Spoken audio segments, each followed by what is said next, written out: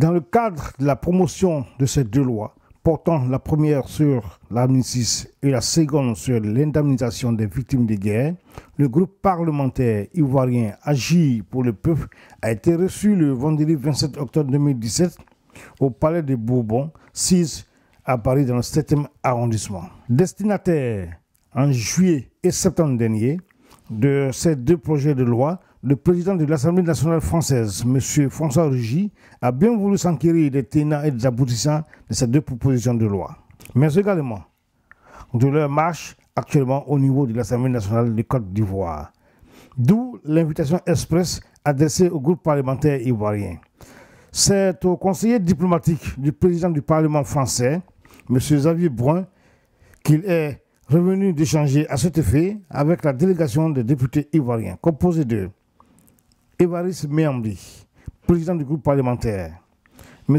Alain Ekissi, secrétaire général de ce groupe parlementaire, et de M. Antoine Seyi, porte-parole du président en Europe. À leur sortie d'audience, le président Évariste Méambli a bien voulu se confier à Event News TV. Nous l'écoutons. Monsieur le Président Méambli, vous sortez d'une audience avec M. Xavier Brun, le conseiller diplomatique du président de l'Assemblée nationale de France. Essentiellement, qu'est-ce qu'on peut retenir de vos 60 minutes d'entretien? Je voudrais avant tout propos, M. Bonzier de Event News, vous dire encore merci d'être venu aux nouvelles devant le Palais de Bourbon pour savoir de quoi venons parler avec M. le conseiller diplomatique du président François de Rugy, président de l'Assemblée nationale de France.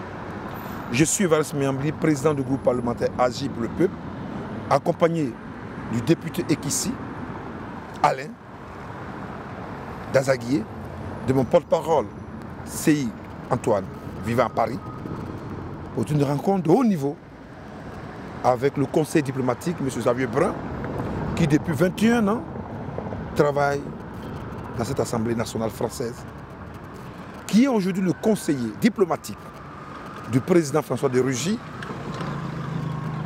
du grand mouvement La République en marche.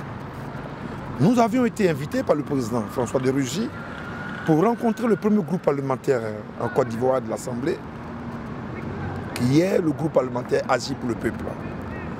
Vous avez vu le nombre de nos démarches, de nos déplacements à Paris, aux Pays-Bas et dans certains pays, dans certaines chancelleries, aussi bien en Côte d'Ivoire comme en France. Et aujourd'hui, cela s'est soldé par ces belles rencontres qui pour nous est historique pour des jeunes députés que nous sommes d'un pays comme la Côte d'Ivoire qui aujourd'hui a l'honneur en France reçu par le conseil diplomatique pour savoir de quoi s'agit-il aujourd'hui sur la proposition de loi d'amnistie que nous avons déposée à l'Assemblée nationale depuis pratiquement 3 mois et dont les copies sont aujourd'hui à l'Assemblée nationale française, et la loi, la proposition de loi d'indemnisation des victimes de guerre aussi, qui a été déposée sur la table des députés, sur la table du président de l'Assemblée nationale en Côte d'Ivoire, et aujourd'hui aussi sur la table du président de l'Assemblée nationale française, François de Rugy.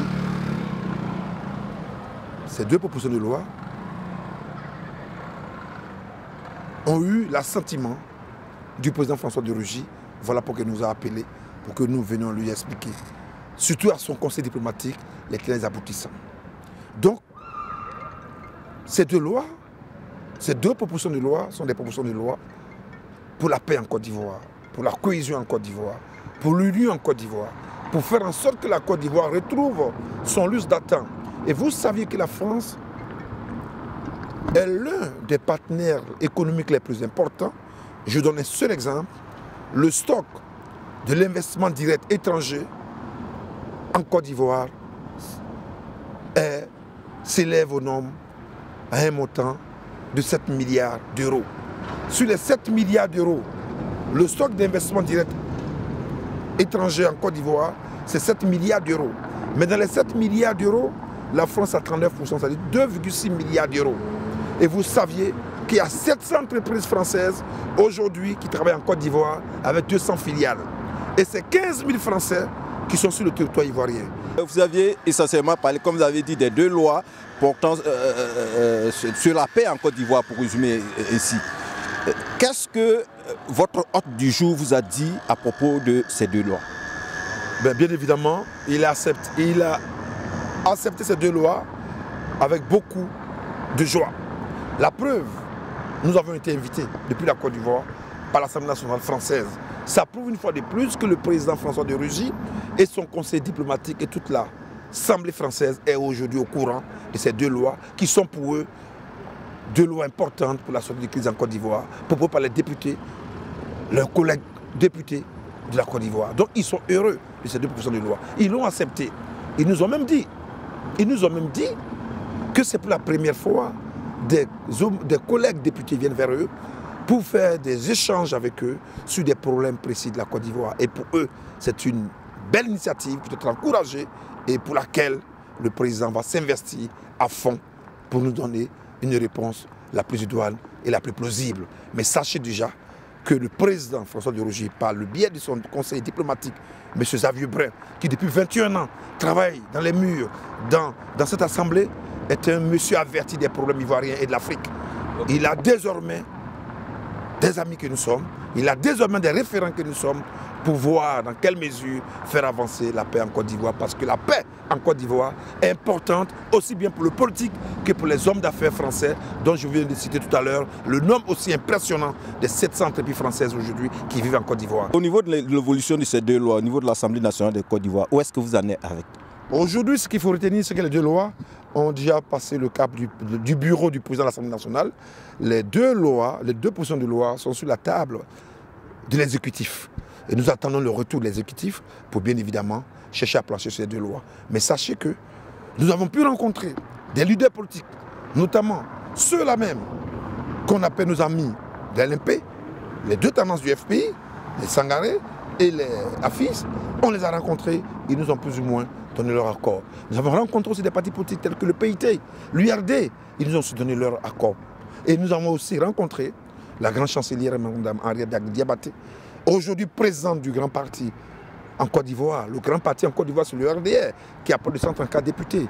Donc c'est l'un des plus grands partis en Côte d'Ivoire. Et notre tante, notre présidente, notre chancelière et notre intellectuelle brillante qu'elle est, nous a donné aussi son accord pour qu'ensemble, nous apprécions, nous regardons ces 2 propositions de loi pour l'intérêt des Ivoiriens. Nous sommes en train de nous battre aussi avec toutes les 50 chancelleries en Côte d'Ivoire qui nous ont reçus et qui nous ont donné aussi leur avis parce que pour eux, la Côte d'Ivoire a besoin d'aller de l'avant. Donc nous sommes à l'aise de vous dire ici, sur les bords de la Seine, que la Côte d'Ivoire aujourd'hui est un pays qui a besoin de tous ces fils qui sont dans la diaspora. Le passage à la plénière pour ces 2 lois pourrait être quand? Certainement, cela dépendra du calendrier du président. Soro qui vient de rentrer il y a pratiquement 3 à 4 jours. Donc je ne suis pas dans le secret des dieux, mais tout dépendra du président Soro qui aurait rentré au pays pour prendre sa place là où il faudrait. Merci bien, monsieur le président. Je vous remercie.